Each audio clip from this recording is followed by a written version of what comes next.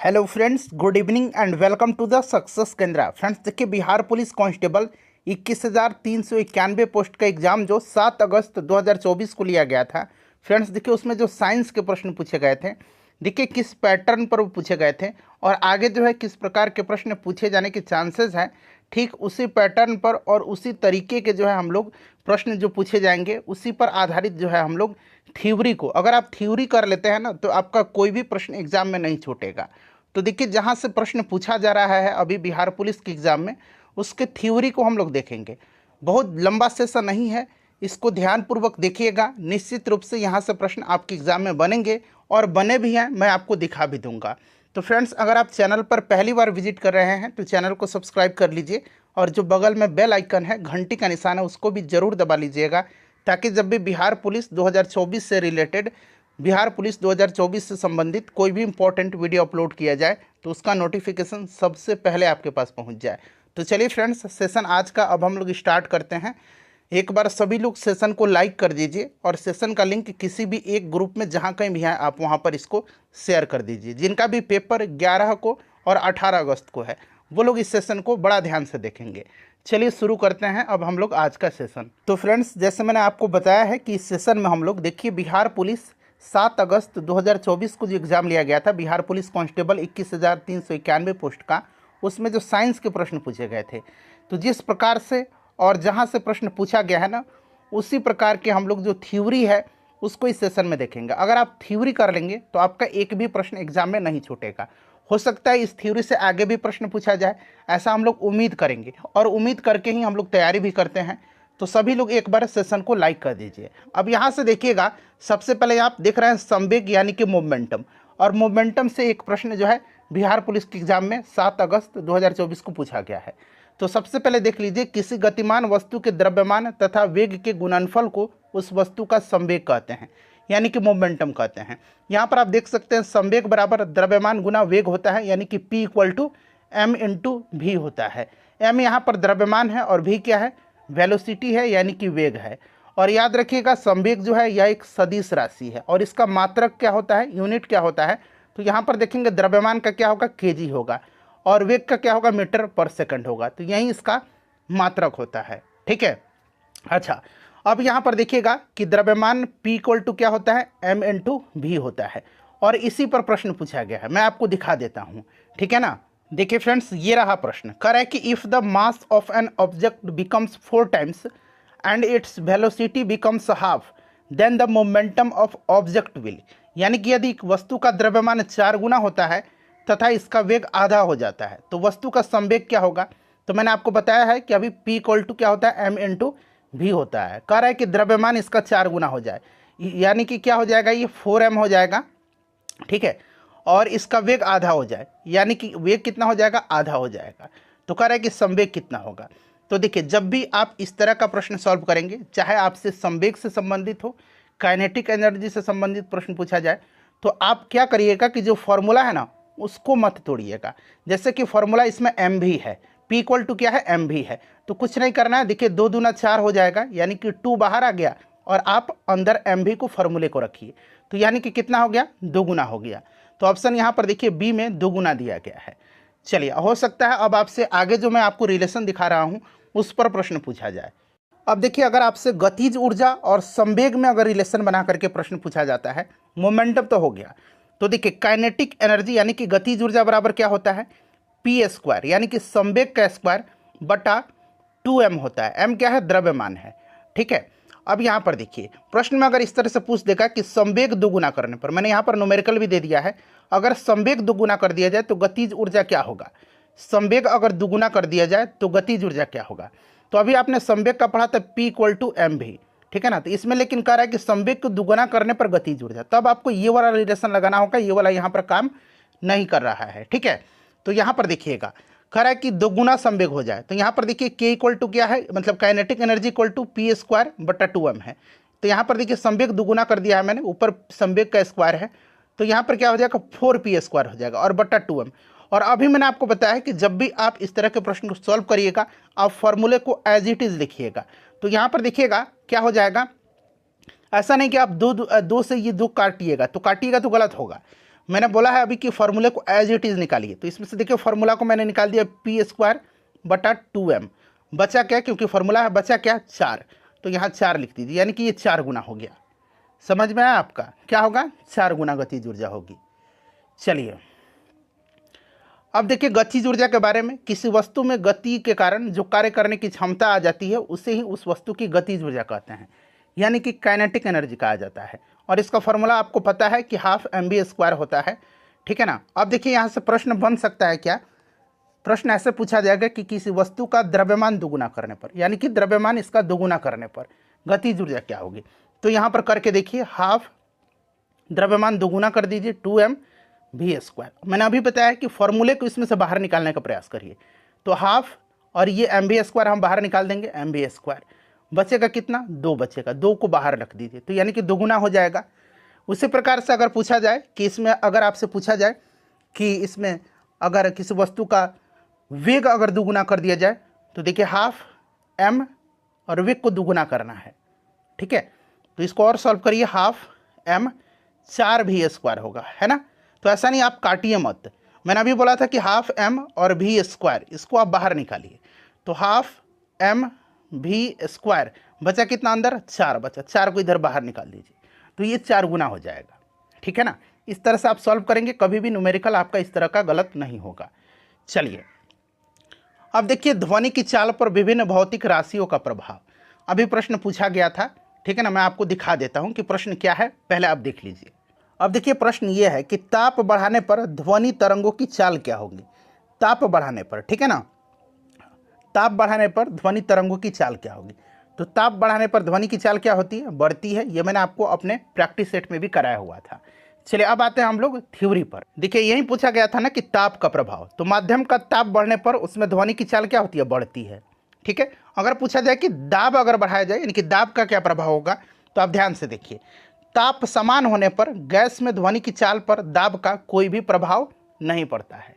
Clear हो गया, ये 2 पॉइंट आपके क्लियर हो गए। तीसरा है आर्द्रता का प्रभाव। देखिए आर्द्र वायु में जो है ध्वनि की चाल क्या होती है, बढ़ जाती है। आर्द्र वायु में ध्वनि की चाल बढ़ जाती है, ठीक है। तो ये तीनों आप ध्यान रखिएगा, हो सकता है अगली बार इससे प्रश्न उठा करके पूछ दिया जाए। तो मैं आपको देखिए जो एग्जाम में प्रश्न पूछा गया ना उसको भी दिखाते चलूँगा।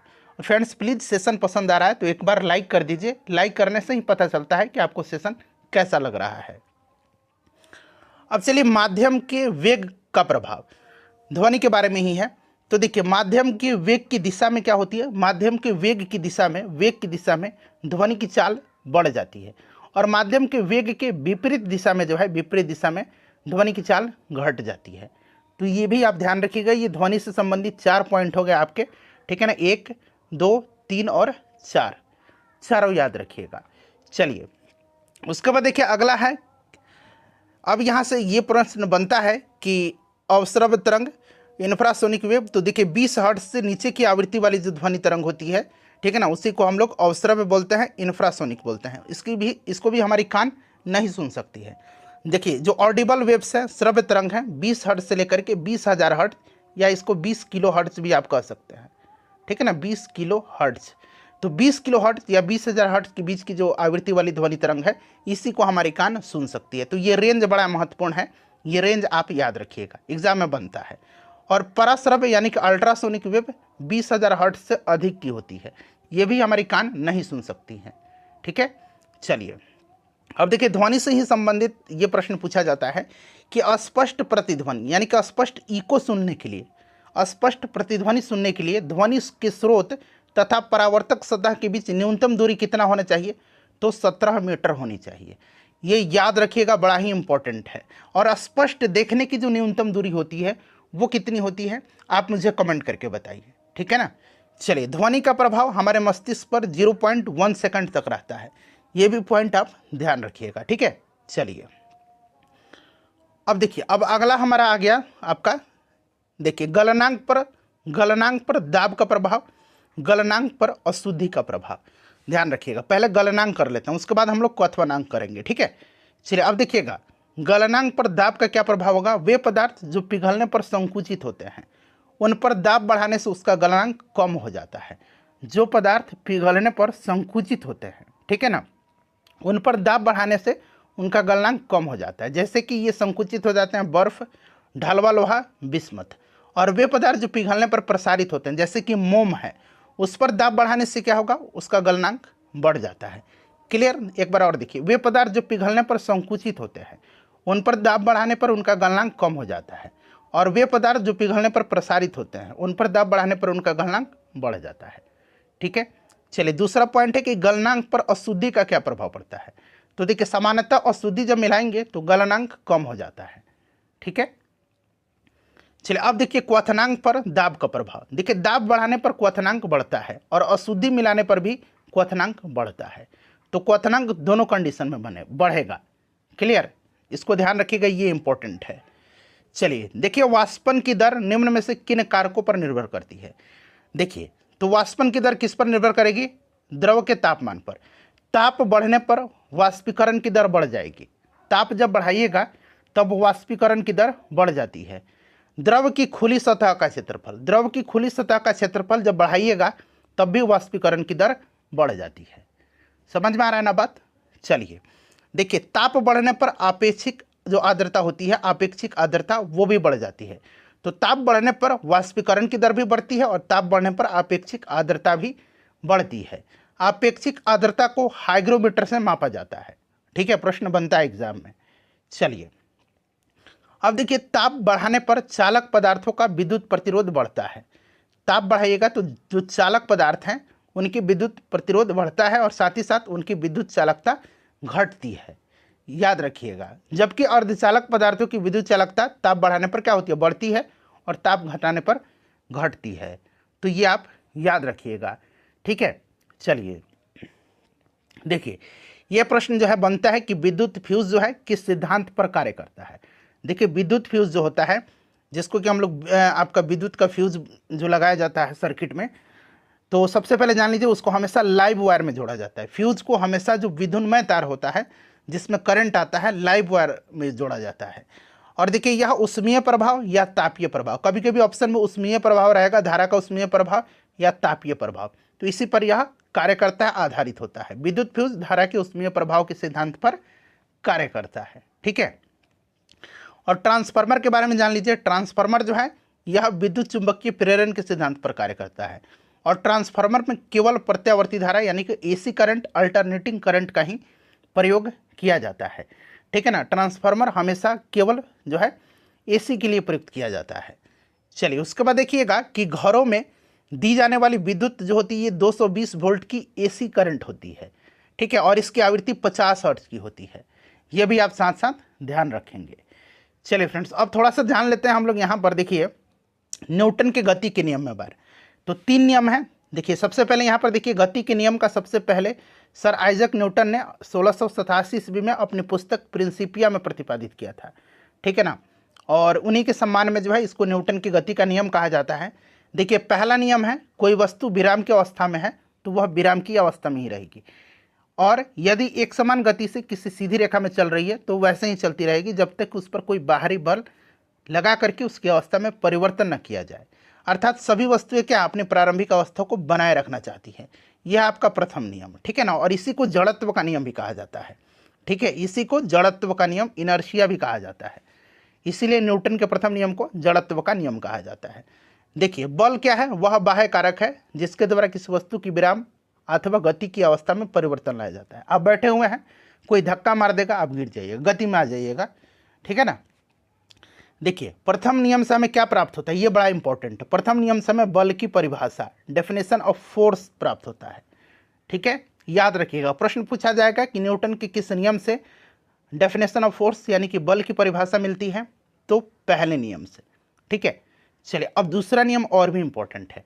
सबसे पहले तो यहीं से प्रश्न बनेगा कि वस्तु के संवेग में परिवर्तन की दर उस पर आरोपित बल के अनुक्रमानुपाती होता है। यानी कि आपने देखा है कि F इक्वल टू, यहाँ पर लिखा भी गया, देखिए F इक्वल टू ma। तो यहाँ पर देखिए m क्या है, मास है, e क्या है, एक्सेलरेशन है। वस्तु के संवेग यानी कि मोमेंटम में परिवर्तन की दर उस पर आरोपित बल के अनुक्रमानुपाती होती है। याद रखिएगा, डायरेक्टली प्रोपोर्शनल होती है। ये सीधे प्रश्न बनता है। और देखिए, संवेग परिवर्तन आरोपित बल की दिशा में ही होता है। संवेग में परिवर्तन की दर उस पर आरोपित बल का अनुक्रमानुपाती होता है, और साथ ही साथ संवेग परिवर्तन आरोपित बल की दिशा में होता है। ठीक है फ्रेंड्स, और देखिए इसको एक और रूप में व्यक्त किया जा सकता है, किसी वस्तु पर आरोपित बल उस वस्तु के द्रव्यमान और बल की दिशा में उत्पन्न त्वरण के गुणनफल के बराबर होती है, यानी कि F=ma। ठीक है, चलिए यहाँ पर देखिएगा कि ये जो गति का दूसरा नियम है, इससे हमें बल का व्यंजक यानी कि मेजर ऑफ फोर्स प्राप्त होता है। इस चीज़ को आप ध्यान रखिएगा। बल की परिभाषा पहले नियम से और बल का व्यंजक जो है दूसरे नियम से प्राप्त होता है। चलिए उसके बाद देखिए थर्ड लॉ है। थर्ड लॉ का एग्जाम्पल भी इंपॉर्टेंट है। यह आपका एक्शन रिएक्शन लॉ है, यानी कि क्रिया प्रतिक्रिया नियम इसको कहा जाता है। प्रत्येक क्रिया के बराबर परंतु विपरीत दिशा में प्रतिक्रिया होती है, अर्थात दो वस्तुओं की पारस्परिक क्रिया में एक वस्तु जितना बल दूसरी वस्तु पर लगाती है, दूसरी वस्तु भी विपरीत दिशा में उतना ही बल पहली वस्तु पर लगाती है। ठीक है, इसीलिए जो है इसको क्रिया प्रतिक्रिया का नियम कहा जाता है। और इसके कुछ उदाहरण हैं, जैसे कि देखिए बंदूक से गोली छोड़ते समय पीछे की ओर झटका लगता है। नाव के किनारे पर जमीन पर कदम रखने पर नाव पीछे हटता है। ठीक है, जैसे नाव से आप कूदिएगा नाव पीछे की तरफ जाएगा, मतलब और अंदर पानी की तरफ जाता है। उसके बाद देखिए नाव खेने के लिए बांस को से जमीन को दबाना, ये वाला इंपॉर्टेंट है। रॉकेट का आगे बढ़ना, अच्छा रॉकेट जो है ये संवेग संरक्षण के सिद्धांत पर भी कार्य करता है। अभी ये प्रश्न पूछा भी गया था, ठीक है ना, आप ही के एग्जाम में, अभी 7 अगस्त के दिन। तो ये भी आप ध्यान रखिएगा, इसीलिए मैंने ये सब आपके लिए रखा हूँ कि प्रश्न अगर पूछा जाएगा तो आपसे न छूटे। चलिए अब देखिए घर्षण बल के बारे में मैं बस इतना ही बताना चाहता हूँ। घर्षण बल के बारे में आपको पता है ना कि संपर्क में रखी दो वस्तुओं के मध्य एक प्रकार का बल कार्य करता है जो गति का विरोध करता है, और यही बल घर्षण बल कहलाता है। और ये वाला पॉइंट बड़ा इंपॉर्टेंट है। देखिए इसकी दिशा सदैव वस्तु की गति के विपरीत दिशा में होती है घर्षण बल का। ठीक है, घर्षण बल होते हैं स्थैतिक घर्षण, ठीक है, सर्पी घर्षण, लोटनी घर्षण, ये 3 प्रकार के हैं। ठीक है, यहाँ पर तीनों आपको दिख रहा है, स्थैतिक, static force of friction, sliding force of friction और रोलिंग फोर्स ऑफ फ्रिक्शन। इसको एक बार देखिए, सबसे इंपॉर्टेंट पॉइंट यह है कि जो लोटनिक घर्षण बल है, यहाँ पर देखिए जो लोटनिक है, रोलिंग फोर्स ऑफ फ्रिक्शन है, लोटनिक घर्षण बल का मान सबसे कम होता है, और जो स्टैटिक घर्षण बल है उसका मान सबसे अधिक होता है। ये प्रश्न आप ध्यान रखिएगा, प्रश्न बनता है। ठीक है, चलिए उसके बाद देखिए गुरुत्वाकर्षण आ गया। तो गुरुत्वाकर्षण में सबसे इंपॉर्टेंट क्या है, तो यहाँ पर देखिए ये गुरुत्वाकर्षण बल एक कमजोर अथवा क्षीण मौलिक बल है। ठीक है, क्लियर, याद रहेगा आपको। और इसे न्यूटन ने अपनी पुस्तक प्रिंसिपिया में प्रकाशित किया था। और देखिए नियम क्या है इसका, तो ध्यान से सुनिएगा। देखिए ब्रह्मांड में किन्हीं 2 पिंडों के मध्य कार्य करने वाला आकर्षण बल, ठीक है, यह रहा आकर्षण बल। ठीक है, फोर्स है, बल है, उनके द्रव्यमान के गुणनफल, 2 पिंड की बात कर रहा है तो उनके गुणनफल, द्रव्यमान के गुणनफल, एक पिंड का द्रव्यमान m1 है और दूसरे पिंड का द्रव्यमान कितना है, m2 है, तो उनके गुणनफल के समानुपाती, देखिए समानुपाती में है, और यानी कि डायरेक्टली प्रोपोर्शनल, और उसके मध्य की दूरी के, ये r डिस्टेंस है, दूरी के वर्ग के व्युत्क्रमानुपाती है। देखिए यही तो है, आपको अगर फॉर्मूला याद है तो ये आप आसानी से बना दीजिएगा। ठीक है ना, क्या है फोर्स, क्या है, दो वस्तुओं के मध्य जो आपका, दो वस्तुओं के मध्य जो है, जो आपका लग रहा है उसके दोनों के द्रव्यमान जो है m1 m2 के गुणनफल के समानुपाती और उनके बीच की दूरी के वर्ग के व्युत्क्रमानुपाती होते हैं। और यही जो है आपका ये जी कांस्टेंट है, ये हट जाएगा तो जी आता है, और इसी को हम लोग बोलते हैं ग्रेविटेशनल कांस्टेंट, यानी कि यूनिवर्सल ग्रेविटेशनल कांस्टेंट, सार्वत्रिक गुरुत्वाकर्षण नियतांक। ठीक है, क्लियर, ये जी का मान बड़ा इंपॉर्टेंट है। जी का मान होता है, यहाँ पर लिखा भी गया है 6.67 गुना 10 के power -11 newton metre square kg square. अब देखिए अब कैसे आप इसको निकालिएगा, ये वाला अगर आपको याद है ना डेफिनेशन, तो देखिए इसका जी का निकालना है तो जी इक्वल टू कितना हो जाएगा, F इंटू आर स्क्वायर हो जाएगा ना, बटा m1 इंटू m2 हो जाएगा। फोर्स का क्या होता है, फोर्स का न्यूटन होता है। ठीक है, आर क्या डिस्टेंस है, यानी कि डिस्टेंस का मीटर स्क्वायर हो जाएगा, स्क्वायर में है, बटा m1 इंटू m2 यानी कि kg स्क्वायर होगा, kg स्क्वायर, वही तो इसका यूनिट है। कितना आसान है। ठीक है, ये आप याद रखिएगा, 6.67 गुना 10 के पावर -11 न्यूटन मीटर स्क्वायर। ठीक है, बटा kg स्क्वायर। अब देखिए द्रव का ताप बढ़ने पर पृष्ठ तनाव क्या होता है, कम होता है। इस चीज़ को आप याद रखिएगा, ये पॉइंट मैंने अलग से यहाँ पर रखा हुआ है कि द्रव का ताप बढ़ाने पर उसका पृष्ठ तनाव कम हो जाता है, और क्रांतिक ताप है, ठीक है ना, क्रिटिकल टेम्परेचर पर यह 0 हो जाता है। ठीक है, चलिए उसके बाद देखिए अब सरल लोलक के संबंध में मैं आपसे सिर्फ इतना ही बताना चाहता था। यह है आपका सरल लोलक का आवर्तकाल। सरल लोलक का आवर्तकाल T=2π√L/G होता है। अब यहाँ से समझिए, T directly proportional to L है, अर्थात कह रहा है कि अगर लंबाई बढ़ाएंगे तो टाइम पीरियड भी बढ़ेगा, लंबाई बढ़ने पर T भी बढ़ता है। और जब T बढ़ जाएगा, लंबाई बढ़ गया, तो जब लंबाई बढ़ जाएगा तो झूला जो है, मतलब कोई भी चीज़ है, जब उसकी लंबाई बढ़ गई तो वो धीरे धीरे दोलन करेगी या तेज़ी से। लंबाई जब बढ़ जाएगी तो वो आपके धीरे धीरे दोलन करेगा। यहाँ पर क्लियर होगा। देखिए, यदि लंबाई बढ़ाएंगे तो T बढ़ जाएगा, लंबाई घटाएंगे T घट जाएगा। यही कारण है कि यदि कोई लड़की झूला झूलते खड़ी हो जाए तो उसका गुरुत्व केंद्र से ऊपर उठ जाता है और प्रभावी लंबाई घट जाएगी। और इसीलिए आप जब झूला पर खड़ा हो जाइएगा, बचपन में आपने झूला झूला तो झूला तेज़ी से झूलने लगता है। काहे कि इसकी प्रभावी लंबाई घट गई है, और जब लंबाई घट जाएगी तो झूला का आवर्तकाल जो है, लंबाई घट जाएगी तो आवर्तकाल भी घट जाएगा। और जब आवर्तकाल घट जाएगा तो इसका मतलब है कि झूला तेज़ी से झूलेगा, जल्दी जल्दी दोलन करेगा। यही बात है ना। चलिए, अब यहाँ पर देखिए, आवर्तकाल द्रव्यमान पर निर्भर नहीं करता है। क्यों? यहाँ कहीं द्रव्यमान का जिक्र है, कहीं भी मास नहीं है, इसीलिए याद रखिएगा। ठीक है, कोई लड़की है, उस पर दूसरी आकर के बैठ जाए तो आवर्तकाल पर कोई प्रभाव नहीं पड़ेगा।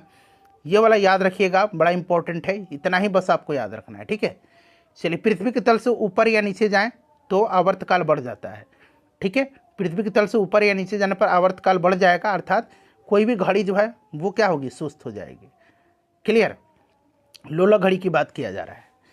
क्लियर? जी का मान कम हो जाता है, और जी का मान जब कम होगा तो ये बढ़ जाएगा। देख रहे हैं, इन्वर्सली है, व्युत्क्रमानुपाती है। चलिए, उसके बाद देखिएगा कि यहाँ पर देखिए, कह रहा है कि यदि, हाँ ये हो गया हमारा। उसी प्रकार से देखिए, गर्मी में लोलक की लंबाई बढ़ जाती है, इसलिए उसका आवर्तकाल भी बढ़ जाता है और घड़ी सुस्त हो जाती है, मतलब धीरे धीरे चलेगी। सर्दी में लंबाई कम हो जाता है, आवर्तकाल जो है कम हो जाती है, और लोलक की घड़ी तेज़ी से चलने लगेगी।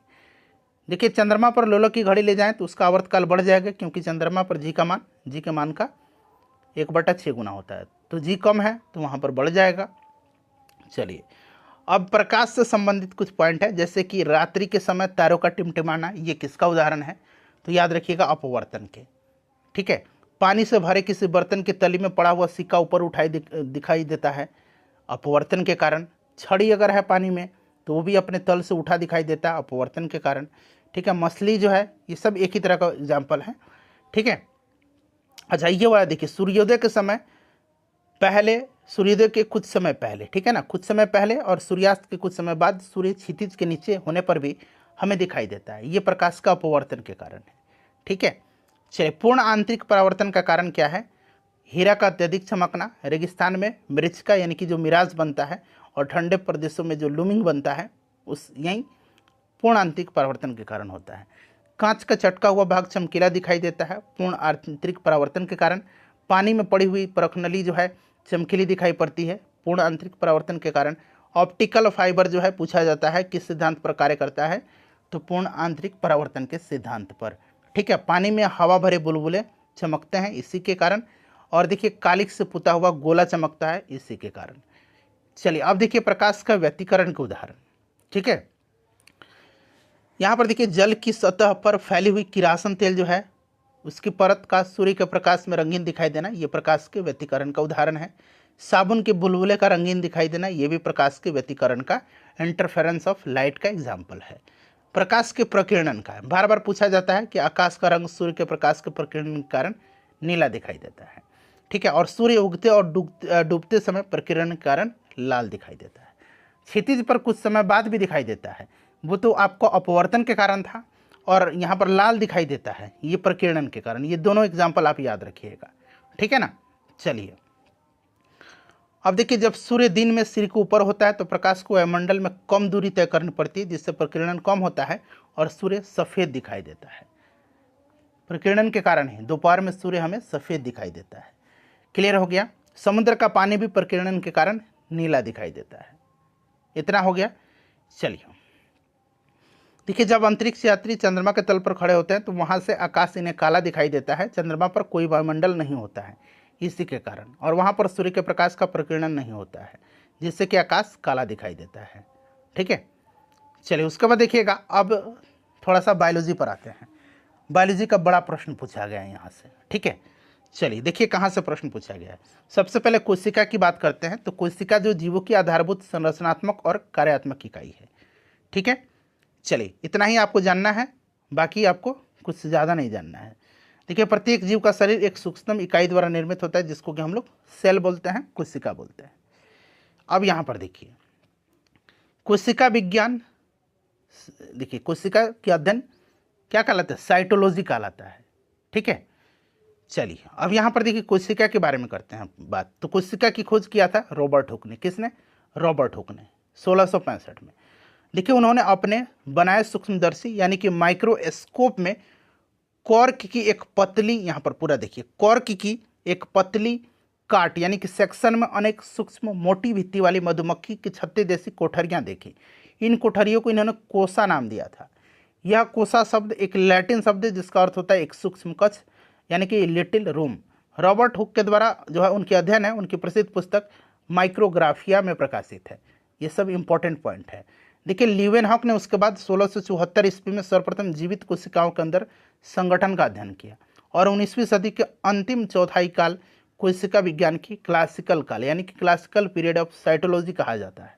ठीक है, क्योंकि इसी समय कोशिका विज्ञान के क्षेत्र में ढेर सारे महत्वपूर्ण खोज हुई थी। अब देखिए प्रश्न क्या बना था, मैं पहले आपको दिखाता हूँ। देखिए यही वाला प्रश्न, दूसरा पॉइंट पढ़िए। डुजार्डिन ने जीव द्रव्य यानी कि प्रोटोप्लाज्म की खोज किया था, जबकि पुरकिंजे ने 1839 में कोशिका के अंदर पाए जाने वाले ये जो आपके प्रोटोप्लाज्म है, मतलब इनका नामकरण किया था, जीव द्रव्य का नाम दिया था। खोज किसने किया था जीव द्रव्य का? डुजार्डिन ने किया था। और इसको नाम किसने दिया था, नामकरण किसने? पुरकिंजे ने दिया था। अब देखिए प्रश्न क्या पूछा गया है। अब देखिए प्रश्न जो है सीधे उठा करके पूछ दिया गया है। खाली स्थान दिया गया है, ने कोशिका में स्थित तरल जैविक पदार्थ को जीव द्रव्य का नाम दिया था, यानी कि प्रोटोप्लाज्म किसने नाम दिया था? तो पुरकिंजे ने। यहाँ पर देखिए जेई पुरकिंजे दिया गया है, देख रहे हैं ना। चलिए मैं दिखा देता हूँ जीव द्रव्य का नाम किसने दिया था, अभी मैंने आपको दिखाया भी है। देखिए यही था ना कि डुजार्डिन ने जीव द्रव्य यानी कि प्रोटोप्लाज्म की खोज किया था, जबकि पुरकिंजे ने जो है देखिए कोशिका के अंदर पाए जाने में अर्ध तरल दानेदार सजीव पदार्थ को प्रोटोप्लाज्म जीव द्रव्य नाम दिया था, पुरकिंजे ने। सीधे उठा करके पूछा गया है। अब देखिए यहाँ से पता चल गया कोशिका की खोज रॉबर्ट हुक ने किया था। कोशिका में जो है आपका रॉबर्ट ब्राउन जो है उन्होंने केंद्रक की खोज किया था। अगर आप केंद्रक की खोज पूछा जाए तो आप आसानी से रॉबर्ट ब्राउन लगाइएगा, ठीक है ना। जीव द्रव्य की खोज जोडार्जिन ने किया था और पुरकिंजे ने इसका नामकरण किया था। उसके बाद देखिए 1838 में और 1839 में देखिए वैज्ञानिक ये स्लाइडन है और स्वान है। कोशिका सिद्धांत का प्रतिपादन इन्होंने किया था स्लाइडन और स्वान ने, याद रखिएगा। उन्होंने कहा कि पादपों का शरीर सूक्ष्म कोशिकाओं से बना है और इन्होंने बताया कि जंतुओं का शरीर भी सूक्ष्म कोशिकाओं से बना है। मतलब जंतुओं का शरीर भी, पादपों के साथ साथ जंतुओं का भी सूक्ष्म कोशिकाओं से बना। कोशिका का सिद्धांत इन्हीं दोनों वैज्ञानिकों ने दिया था। चलिए उसके बाद देखिए विर्चो हैं। विर्चो ने बताया कि नई कोशिकाओं का निर्माण पहले से मौजूद कोशिकाओं से होता है, ठीक है ना। यानी कि आप कहेंगे तो कोशिका विभाजन की खोज विर्चो ने किया था। विर्चो ने कोशिका विभाजन का खोज किया था, ठीक है। देखिए मैक्स शुल्ज हैं, इन्होंने बताया कि कोशिका प्रोटोप्लाज्म का एक पिंड है जिसमें एक केंद्रक होता है और इस केंद्रक को प्रोटोप्लाज्म मत यानी कि प्रोटोप्लाज्म थ्योरी कहते हैं। चलिए उसके बाद देखिएगा कि यहाँ पर देखिए स्ट्रॉसबर्गर ने बताया कि केंद्रक पैतृक लक्षणों की वंशानुगति में भाग लेता है। कैमिलो गोल्जी का नाम इंपॉर्टेंट है क्योंकि इन्होंने गोल्जी उपकरण यानी कि गोल्जी काय की खोज किया था, ठीक है। चलिए उसके बाद देखिएगा यहाँ पर फ्लेमिंग जो है इन्होंने क्रोमेटिन का पता लगाया था, ठीक है। और कोशिका विभाजन के बारे में भी इन्होंने पता किया है। इतना इंपॉर्टेंट ही नहीं है, जो मैंने आपको ऊपर बताया है ना, ये आपको 3-4 जैसे कि रॉबर्ट ब्राउन, डुजार्डिन, पुरकिंजे, स्लाइडन और स्वान, याद रखिएगा। स्लाइडन और स्वान ने कोशिका थ्योरी दिया था, कोशिका सिद्धांत। गोल्जी का कैमिलो गोल्जी ने खोज किया था और ये जो गोल्जी उपकरण है इसको कोशिका का यातायात प्रबंधन कहा जाता है, यातायात प्रबंधन, ठीक है। चलिए ये वाला देखिए, वाल्डेयर ने गुणसूत्र का नामकरण किया था, काफ़ी इंपॉर्टेंट है। गुणसूत्र का नामकरण किसने किया था? वाल्डेयर ने, ठीक है। उसके बाद देखिएगा कि स्टिम्पर ने क्या किया था? पर्णहरित का नामकरण किया था, ठीक है। देखिए विजमैन ने सोमेटोप्लाज्म और यहाँ पर देखिए जर्म प्लाज्म, इसके बीच अंतर स्पष्ट किया था। तो सबसे इंपॉर्टेंट यहाँ पर है वाल्डेयर ने गुणसूत्र का खोज किया था। उसके बाद देखिए स्पिंसर ने जो है पर्णहरित का नामकरण किया था। उसके बाद देखिए ये वाला, देखिए पैलेट राइबोसोम की खोज किया था, लाइसोसोम की खोज डी डवे ने किया था, और तारकव्य का खोज जो सेंट्रोजोम है इसका खोज टी बावेरी ने किया था। ठीक है, चलिए उसके बाद देखिए आगे पढ़ेंगे कि माइटोकॉन्ड्रिया का नामकरण किसने किया था। देखिए माइटोकॉन्ड्रिया की खोज जो है रिचर्ड अल्टमैन ने किया था, ठीक है ना, और बेंडा ने जो है माइटोकॉन्ड्रिया का नामकरण किया था। माइटोकॉन्ड्रिया की खोज रिचर्ड अल्टमैन ने किया था और नामकरण जो है ये बेंडा ने किया था। 14, 15, 16, 17, 18 काफ़ी इंपॉर्टेंट पॉइंट है, एक बार आप देखिए खुद से। ठीक है, चलिए आ गया कोशिका सिद्धांत। तो मैंने बताया था सेल थ्योरी दिया था किसने, तो स्लाइडन ने और स्वान ने। ठीक है ना, याद रखिएगा। चलिए उसके बाद देखिए कोशिका झिल्ली की बात करते हैं। तो देखिए अब यहां से प्रश्न बनेगा, ठीक है ना, सेल मेम्ब्रेन। अब यहां पर देखिए कोशिका झिल्ली जो होती है ये लिपिड की और प्रोटीन की बनी होती है। सबसे पहला प्रश्न ये बनेगा, कोशिका झिल्ली किसकी बनी होती है, तो लिपिड की और प्रोटीन की। इसमें दो प्रोटीन होता है और इनके बीच में एक परत लिपिड का रहता है। ठीक है, इसको याद रखेंगे आप। देखिए प्रत्येक कोशिका सबसे बाहर चारों ओर एक बहुत पतली, मुलायम और लचीली झिल्ली होती है, जिसे कोशिका झिल्ली या प्लाज्मा झिल्ली या प्लाज्मा मेम्ब्रेन कहा जाता है। ठीक है, चलिए तो ये आप जरूर याद रखिएगा, कोशिका झिल्ली लिपिड और प्रोटीन की बनी होती है।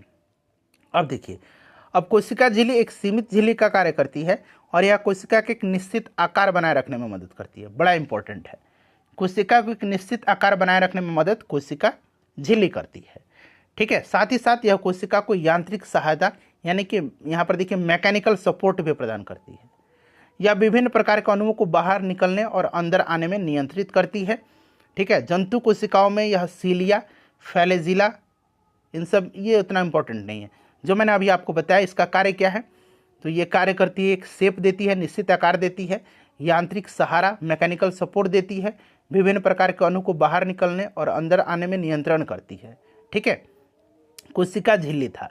अब ये कोशिका भित्ति आ गया है, जिसको कि सेल वॉल बोला जाता है। अब यहाँ पर देखिए कवक की कोशिका भित्ति काइटिन की बनी होती है। अभी ये कवक का नाम दे करके प्रश्न पूछा भी गया था कल ही वाले पेपर में कि किसका बना होता है, तो काइटिन का बना होता है। ठीक है ना, आपको मैंने अभी कराया भी है क्वेश्चन पेपर, आप जा करके देख सकते हैं। देखिए पादप कोशिका चारों ओर से एक मोटे और कड़े आवरण द्वारा घिरी होती है, इसी आवरण को कोशिका भित्ति कहते हैं। कोशिका भित्ति जो है ये आपकी सेलुलोज की बनी होती है, पादप कोशिका की। ठीक है, देखिए उसके बाद देखिएगा पादप कोशिका के चारों ओर होती है। उसके बाद देखिएगा यहाँ पर देखिए आप, यह कोशिका झिल्ली की रक्षा करती है और कोशिका को सूखने से बचाती है। साथ ही साथ यह पादप कोशिका को सुरक्षा और यांत्रिक सहारा भी प्रदान करती है। ठीक है, इतना क्लियर हो गया। कवक की कोशिका भित्ति काइटिन की बनी होती है, पादप की कोशिका भित्ति सेलुलोज की बनी होती है। ठीक है, चलिए उसके बाद देखिए अब आ गया कोशिका द्रव्य, साइटोप्लाज्म। ठीक है, साइटोप्लाज्म क्या है, यह जीव द्रव्य है हिंदी में इसको, और प्रोटोप्लाज्म का वह भाग है जो कोशिका भित्ति और केंद्रक के बीच में होता है, इसी को कोशिका द्रव्य कहते हैं। ठीक है, इसमें अनेक अकार्बनिक पदार्थ जैसे कि खनिज, लवण और जल तथा कार्बनिक पदार्थ जैसे कि कार्बोहाइड्रेट, प्रोटीन और वसा होता है। ठीक है, जो निर्जीव पदार्थ है। और यहाँ पर देखिएगा सबसे इंपॉर्टेंट पॉइंट मैं आपको बताने जा रहा हूँ। देखिए यूकेरियोटिक कोशिकाओं में कोशिकांग झिल्लीयुक्त होते हैं, जबकि प्रोकैरियोटिक कोशिकाओं में झिल्लीयुक्त नहीं होते हैं। ठीक है, अब यहाँ पर देखिए कोशिका द्रव्य में निम्नलिखित कोशिकांग पाए जाते हैं जो विभिन्न प्रकार की उपापचयी क्रियाओं को दक्षतापूर्वक संपन्न करते हैं। ये देखिए एंडोप्लाज्मिक रेटिकुलम है। ठीक है ना, अब देखिए जंतु एवं पादप कोशिकाओं में कोशिका द्रव में अत्यंत सूक्ष्म, शाखित, झिल्लीदार, अनियमित नलिकाओं का घना जाल होता है।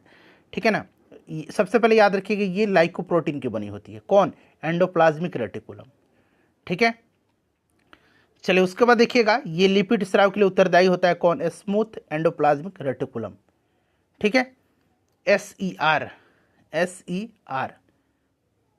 चलिए उसके बाद देखिएगा ये जो खुरदुरी है, देखिए इसमें क्या है कि खुरदुरी को रफ एंडोप्लाज्मिक रेटिकुलम बोलते हैं, और इस प्रकार के अंतःप्रदबी जालिका के बाहरी झिल्ली के ऊपर छोटे छोटे कण पाए जाते हैं, इनको राइबोसोम कहा जाता है। ये प्रोटीन संश्लेषण के लिए उत्तरदायी, ये लिपिड स्राव के लिए, ये प्रोटीन संश्लेषण के लिए। ठीक है ना। और ये वाला मैंने आपको बता ही दिया कि ये आपके लाइकोप्रोटीन की बनी होती है, ठीक है। चलिए उसके बाद देखिए अब आ गया आपका राइबोसोम। राइबोसोम को कोशिका की प्रोटीन फैक्ट्री कहा जाता है। इसकी खोज पैलर्ड ने किया था, ठीक है ना। प्रोटीन संश्लेषण में ये भाग लेता है और ये जो होता है संरचना है प्रोटीन और आरएनए की बनी होती है, ठीक है। चलिए उसके बाद देखिए गोल्जी उपकरण, इसको यातायात प्रबंधन कहा जाता है कोशिका का, और इसकी खोज कैमिलो गोल्जी ने किया था। बस इतना ही आप याद रखिए। लाइजोसोम को कोशिका की आत्महत्या की थैली कहा जाता है, ठीक है ना, इस चीज़ को, और इसकी खोज डी डबे ने किया था, ठीक है। इसमें ऐसे एंजाइम होते हैं जिनमें कि जीवद्रव्य को घुला देने या नष्ट कर देने की क्षमता होती है, इसीलिए इसको जो है इसे आत्महत्या की थैली कोशिका का कहा जाता है, ठीक है। चलिए और यहाँ पर देख सकते हैं यह जीवाणु और विषाणु से रक्षा भी करता है। माइटोकॉन्ड्रिया को कोशिका का पावर हाउस कहा जाता है, ठीक है। इसकी खोज अल्टमैन ने किया था, और इसकी खोज तो अल्टमैन ने किया था, और नामकरण मैंने बताया था किसने किया था, बता दीजिए, आप कमेंट कर दीजिए। और देखिए इस कोशिका का ऊर्जा गृह कहा जाता है, पावर हाउस कहा जाता है, ठीक है। चलिए अब यहाँ पर देखिएगा, इस कोशिका का ऊर्जा गृह इसलिए कहते हैं कि 36 एटीपी अणु जो कि ग्लूकोज अणु के टूटने से बनते हैं, उनमें 34 एटीपी क्रेब्स चक्र के दौरान माइटोकॉन्ड्रिया में ही बनते हैं। कहाँ पर संपन्न होता है ये? माइटोकॉन्ड्रिया में। चलिए उसके बाद देखिएगा लवक है, और यह केवल पादप कोशिका में पाया जाता है, ठीक है ना, जंतु कोशिका में नहीं पाया जाता है, इस चीज़ को आप याद रखिएगा। उसके बाद अवर्णी लवक है ल्यूकोप्लास्ट। यह पौधे के उन भागों और कोशिकाओं में पाया जाता है जो सूर्य के प्रकाश से वंचित रहते हैं। ये प्रश्न बन सकता है, जैसे कि जड़ और भूमिगत तना में, ठीक है। यह स्टार्च कणिकाओं एवं तेल बिंदु को बनाने एवं संग्रहित करने के लिए उत्तरदायी है। कौन स्टार्च कणिकाओं और तेल बिंदु बनाने के लिए और संग्रहित करने के लिए उत्तरदायी होता है? तो अवर्णी लवक ल्यूकोप्लास्ट। अंग्रेजी नाम बड़ा इंपॉर्टेंट है, कभी कभी अवर्णी न देकर के सीधे इस तरह से ल्यूकोप्लास्ट दे देगा, ठीक है ना, तो इस चीज़ को आप ध्यान रखिएगा। चलिए अब आ गया वर्णी लौक। वर्णी लौक क्या है? तो रंग बिरंगा जो होता है ना पौधे में, रंगीन लौक है जो प्राय लाल, पीले और नारंगी रंग के होते हैं। यह पौधे के रंगीन भाग, पुष्प, फल, भित्ति, बीज इन सब में पाया जाता है।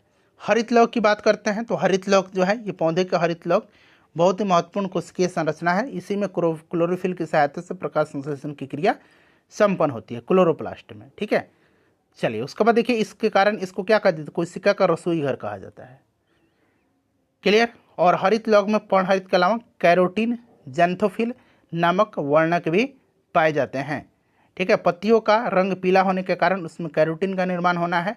पर्णहरित में मैग्नीशियम धातु उपस्थित होता है। चलिए ये इंपॉर्टेंट है, वैक्यूल यानी कि रसधानी, ठीक है ना। अब यहाँ पर देखिए रसधानी जो होती है ना, ये चारों ओर से एक अर्ध पारगर्म झिल्ली होती है, ठीक है, जिसको टोनोप्लास्ट कहा जाता है। और इसका मुख्य कार्य देखिए, यहाँ पर देखिए जंतु कोशिकाओं की रसधानियाँ छोटी होती हैं परंतु पादप कोशिकाओं की बड़ी होती हैं, ठीक है। यहाँ पर देखिए सबसे इंपॉर्टेंट है पादप कोशिका में यह टर्जिडी, ठीक है ना, टर्जिडिटी यानी कि स्फीति और कठोरता प्रदान करती है। ये मध्य निषेध में प्रश्न पूछा गया था बिहार पुलिस मध्य निषेध में, ठीक है ना, कि पादप कोशिका को सीधे कोशिका को पूछा गया था कि कोशिका को स्फीति और कठोरता कौन प्रदान करता है? तो ये वैक्यूल करता है यानी कि रसधानी करता है, ठीक है। इस चीज़ को आप याद रखिएगा। और कुछ एक कोशिकीय जीवों में विनिष्ट रसधानियाँ कुछ अपशिष्ट पदार्थों को शरीर से बाहर निकालने में भी सहायक होती है। फिर अब आ गया सेंट्रोजोम। इसकी खोज बावेरी ने किया था। सीधे ये प्रश्न बना था बिहार पुलिस के एग्जाम में कि सेंट्रोजोम का खोज किसने किया था? तो बावेरी ने किया था, ठीक है। इस चीज़ को आप याद रखिएगा। चलिए और देखिए यहाँ पर ये सेंट्रोजोम जो है तारकाय जंतु कोशिका के विभाजन में मदद करता है। यह कोशिका में सीलिया और फ्लैजिला के बनने में भाग लेता है। यह कोशिका के प्रचलन अंगक यानी कि लोकोमोटरी ऑर्गेनेली है। इस चीज़ को आप ध्यान रखिएगा, ये बड़ा इंपॉर्टेंट पॉइंट है। चलिए उसके बाद देखिए अब आ गया पादप उत्तक। पादप उत्तक से प्रश्न बना था, मैं आपको दिखाता हूँ। चलिए सबसे पहले देखिएगा कि देखिए उत्तक का अध्ययन जीव विज्ञान की जिस शाखा के अंतर्गत किया जाता है उसको हिस्टोलॉजी कहा जाता है। कोशिका का अध्ययन क्या कहा जाता है बताइए? अभी मैंने आपको बताया था, बताइए कोशिका का अध्ययन क्या? अच्छा ये उत्तक का अध्ययन हिस्टोलॉजी कहलाता है, ठीक है ना। चलिए उसके बाद देखिएगा यहाँ पर देखिए उत्तक शब्द का प्रयोग सर्वप्रथम बिचंट ने किया था, बिचंट ने किया था यहाँ पर देखिए। चलिए अब यहाँ पर देखिए पादप उत्तक के सबसे पहले हम प्रकार पढ़ेंगे। तो ये दो प्रकार के हैं, एक विभाज्योति उत्तक है यानी कि मेरिस्मेटिक टिश्यू है, और एक है परमानेंट टिश्यू। मेरिस्मेटिक टिश्यू अंगों की वृद्धि के लिए उत्तरदायी होते हैं। यहाँ पर देखिए विभाज्योति उत्तक, ठीक है। आ गया पहला। अस्थायी उत्तक को हम लोग बाद में करेंगे, अस्थायी उत्तक बड़ा इंपॉर्टेंट है, ठीक है ना। देखिए जो विभाज्योति उत्तक है ये कोशिकाओं का समूह होता है जिसमें बार बार सूत्री बेजान यानी कि माइटोसिस डिवीजन होता है, ठीक है। और यहाँ पर देखिए सबसे पहले तो यहाँ पर आप इसका देखिए कि 3 प्रकार का है, शीर्षस्थ, पार्श्वस्थ और अंतर्वेशी, यानी कि एपिकल, लैटरल और इंटरकैलरी, ठीक है ना। अब यहाँ पर देखिएगा ये जो आपका शीर्षस्थ विभाजित उत्तक है, यह उत्तक जड़ और तने के शीर्ष भाग में उपस्थित होता है और लंबाई में वृद्धि करता है, ठीक है। यह उत्तक प्राथमिक विभाजित उत्तक से बनता है और इससे कोशिका विभाजित और विभेदित होकर के अस्थायी उत्तक बनते हैं। इससे पौधे में प्राथमिक वृद्धि होती है, किससे? शीर्षस्थ विभाजित उत्तक, यानी कि अंग्रेजी में इसको क्या कहेंगे? एपिकल मेरिस्मेटिक, ठीक है ना। अच्छा, पार्श्वस्थ जो है यह उत्तक जड़ और तने के पार्श्व में, ये जड़ और तने के शीर्ष भाग में पाया जाता है, ये पार्श्व भाग में होता है। ध्यान से देखिएगा, ये शीर्ष भाग में होता है, ये पार्श्व भाग में होता है और द्वितीयक वृद्धि यानी कि सेकेंडरी ग्रोथ करता है। इसमें संवहन उत्तक बनते हैं जो भोजन संवहन का कार्य करते हैं। संवहन उत्तक के कारण तने की चौड़ाई वृद्धि होती है और संवहन उत्तक में अवस्थित कैम्बियम एवं वृक्ष की छाल के नीचे का कैम्बियम पार्श्वस्थ विभाजित उत्तक का उदाहरण है, ठीक है ना। तो ये आपके सेकेंडरी ग्रोथ का कार्य करता है और ये प्राइमरी ग्रोथ का कार्य करता है प्राथमिक विभाजित उत्तक से, ठीक है। चलिए तीसरा है आपका कौन सा? अंतर्वेशी, ठीक है। यह उत्तक अस्थायी उत्तक के बीच बीच में पाया जाता है, अस्थायी उत्तक का, और यह पत्तियों के आधार में या टहनी के पर्व में इंटरनोड के दोनों ओर पाए जाते हैं और वृद्धि करके अस्थायी उत्तकों में ही परिवर्तित हो जाता है, ठीक है। चलिए ये हो गया। अब आ गया आपका अस्थायी उत्तक, परमानेंट टिश्यू। और परमानेंट टिश्यू भी जो होते हैं यहाँ पर देख सकते हैं 2 प्रकार के होते हैं, एक होता है सरल उत्तक और एक होता है जटिल उत्तक, ठीक है ना। ये बड़ा इंपॉर्टेंट है दोनों।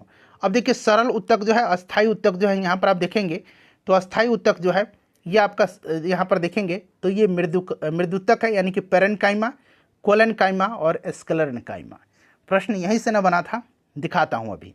देखिए यहाँ साफ साफ लिखा गया है कि कौन सा सरल अस्थायी उत्तक, सरल उत्तक और जटिल उत्तक मैंने बताया है। तो ये सरल उत्तक में आते हैं। सरल अस्थायी उत्तक पादप भागों को यांत्रिक शक्ति प्रदान करता है, ठीक है ना। स्क्लेरेन्काइमा करता है ना, मैं आपको दिखाता हूँ। देखिए साफ स्पष्ट पूछा गया था कौन सा पादप सरल अस्थायी उत्तक। तो यहाँ देखिए ये आपका पेरेन्काइमा है, मृदु उत्तक। यहाँ पर थोड़ा सा ध्यान से देखिए, पढ़िए, उसके बाद हम लोग पढ़ेंगे। देखिए यह अत्यंत सरल प्रकार का अस्थायी उत्तक है और इस उत्तक की कोशिकाएं जीवित, गोलाकार, अंडाकार, बहुभुजी, अनियमित आकार की होती है। अगर आपसे पूछा जाए कि इनमें से जीवित जो है उत्तक कोशिका किसमें होती है, यह उत्तक की कोशिकाएं जीवित होती हैं, तो ये पेरेन्काइमा की, ठीक है। आगे मिलते जाएगा, हम लोग पढ़ते जाएंगे। देखिए इसकी कोशिका भित्ति पतली एवं सेलुलोज की बनी होती है, ठीक है। अच्छा, इस प्रकार की कोशिकाओं के बीच अंतरकोशीय स्थान रहता है और कोशिका के मध्य एक बड़ी रसधानी रहती है। यह नए तने, जड़, पत्तियों के एपिडर्मिस और कॉर्टेक्स में पाया जाता है। पत्तियों के तने में, जड़ में और पत्तियों के एपिडर्मिस या कॉर्टेक्स में पाया जाता है। कुछ मृदुत्तक, इसको हिंदी में मृदुत्तक बोलते हैं, ठीक है ना, क्लोरोफिल में पाया जाता है, जिसके कारण प्रकाश संश्लेषण की क्रिया भी संपन्न होती है। और इन उत्तकों को हरित उत्तक यानी कि इसको क्लोरेन्काइमा कहा जाता है, ठीक है ना। अच्छा, ये बड़ा इंपॉर्टेंट है। जलीय पौधों में तैरने के लिए जो गुहिकाएं होती है, कैविटीज रहती हैं, वो मृदुत्तक के बीच पाई जाती हैं, पेरेन्काइमा के बीच, ठीक है ना। इस प्रकार से मृदुत्तक को एरेन्काइमा भी कहा जाता है, वायुत्तक भी कहा जाता है। तो जलीय पौधे से पूछेगा तो आपका पेरेन्काइमा, प्रकाश संश्लेषण में पूछेगा पेरेन्काइमा, ठीक है ना, याद रहेगा। चलिए थोड़ा सा यहाँ पर कार्य देख लीजिए इसका। यह एपिडर्मिस के रूप में पौधों का संरक्षण करता है, बिल्कुल। पौधे के हरे भागों में खास करके पत्तियों के भोजन निर्माण में पाया जाता है, मतलब कार्य करता है। यह उत्तक संचित क्षेत्र में भोजन संचय करता है। यह उत्सर्जित पदार्थ जैसे कि गोंद, रेजिन, टेनिन आदि को भी संचित करता है। मोस्ट इंपॉर्टेंट है, ठीक है। यह उत्तक भोजन के पार्श्व चालन में सहायक होता है और इसमें पाए जाने वाले अंतरकोशीय स्थान गैसीय विनिमय में सहायक होता है। ये वाला पॉइंट बड़ा इंपॉर्टेंट है, ध्यान रखिएगा, ठीक है। चलिए अब आ गया आपका कोलेनकाइमा यानी कि स्थूल उत्तक, ठीक है ना। देखिए कोलेनकाइमा है, बड़ा इंपॉर्टेंट है। देखिए इस उत्तक की कोशिकाएं क्या होती हैं, केंद्रक युक्त, लंबी, अंडाकार, बहुभुजी, जीवित भी होती है, इसकी भी जीवित होती है, और रसधानी युक्त होती है। इसमें हरितलौक होता है और भित्ति किनारों पर सेलुलोज होने से स्थूलन होता है। और देखिए यह विशेष करके तने के एपिडर्मिस के नीचे पर्णवृंत और पुष्प वाली वृंत पर पाया जाता है, ठीक है ना, जड़ों में नहीं पाया जाता है। यह इसका फंक्शन देखिएगा तो यह पौधों की यांत्रिक सहायता प्रदान करता है। कौन? कोलेनकाइमा, ठीक है, जो कि जीवित है।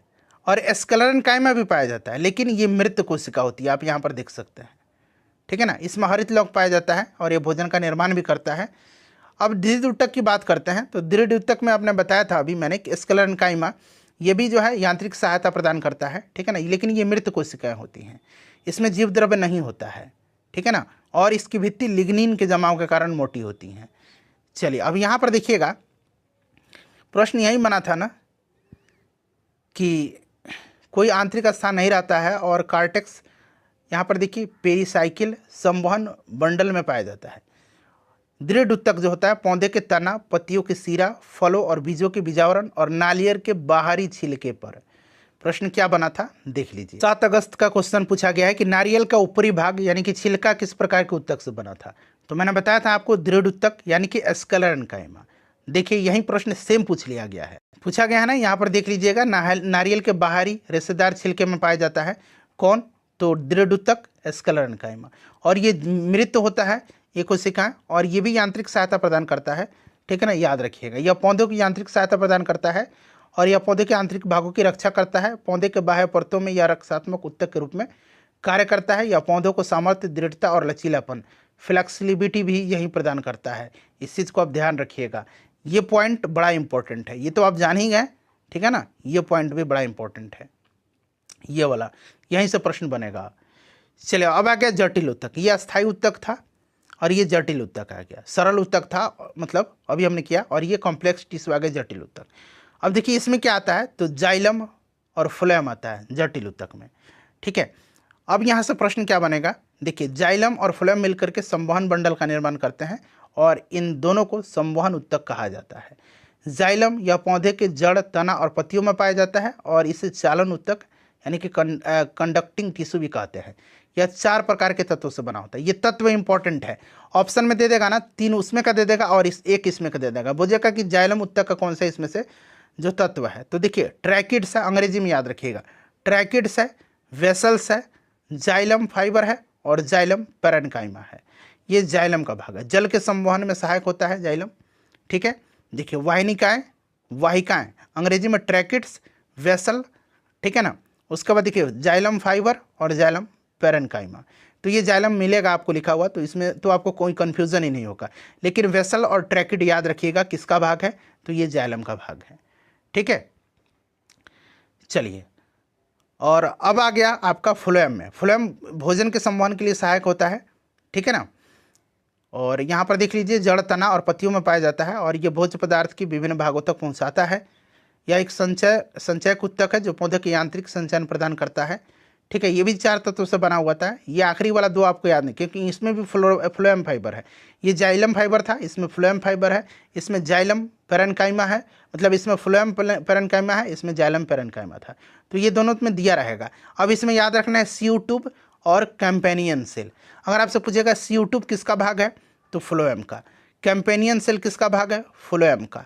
फ्लोएम फाइबर पूछेगा तो ऑलरेडी इसमें फ्लोएम लगा हुआ है, तो आप फ्लोएम लगा दीजिएगा। इसी प्रकार से इसमें पूछेगा ट्रैकिड्स किसका भाग है, जाइलम का। वेसल्स किसका भाग है, जाइलम का, ठीक है ना।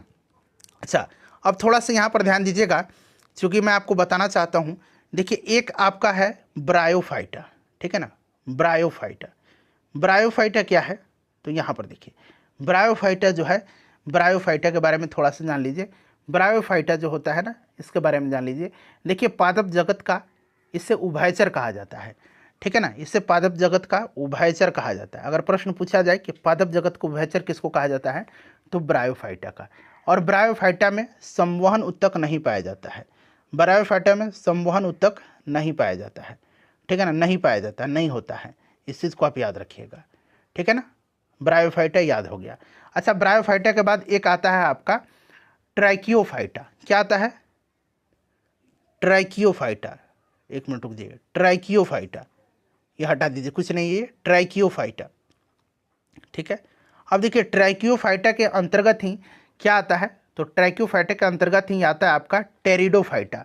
ये आता है, 3 प्रकार के हैं, टेरिडोफाइटा, एंजियोस्पर्म और जिम्नोस्पर्म। अभी पूछा गया था ना जिम्नोस्पर्म और एंजियोस्पर्म के बारे में प्रश्न, ठीक है ना। देखिए अब यहाँ पर देखिए ये आपका जो टेरिडोफाइटा है ना, इसमें समवहन ऊतक पाया जाता है, जाइलम और फ्लोएम पाया जाता है इसमें, ठीक है ना। समवहन ऊतक जाइलम फ्लोएम है, इसमें पाया जाता है। ब्रायोफाइटा में मैंने बताया नहीं पाया जाता है। अच्छा, ये आपका जिम्नोस्पर्म देख रहे हैं, जिम्नोस्पर्म, इसको हम लोग बोलते हैं अनावृत बीजी, ठीक है ना, अनावृत बीजी। और एंजियोस्पर्म को हम लोग बोलते हैं आवृत बीजी, मतलब जिसके बीज ढके होते हैं उसको हम लोग बोलते हैं क्या, आवृत बीजी, और जिसके नहीं ढके उसको अनावृत बीजी बोलते हैं। ये प्रश्न अभी पूछा गया था आपके एग्जाम में, ठीक है। चलिए इतना बेसिक जानकारी रखिएगा। चलिए तो ये आपका हो गया ना, CO2 किसका भाग है पूछा जाएगा, तो आपको फ्लोएम का, कंपेनियन सेल किसका भाग है, फ्लोएम का, ये सब याद रखिएगा आप, ठीक है ना फ्रेंड्स। चलिए तो ये पूरा जो है आपको मैंने जहाँ से प्रश्न बन रहा है वो मैंने आपको कवर करा दिया है। सेशन पसंद आया तो लाइक कर दीजिए फ्रेंड्स, और इसको प्लीज़ शेयर करिएगा, कहिएगा तो साइंस का एक और सेक्शन में लेकर के आऊँगा।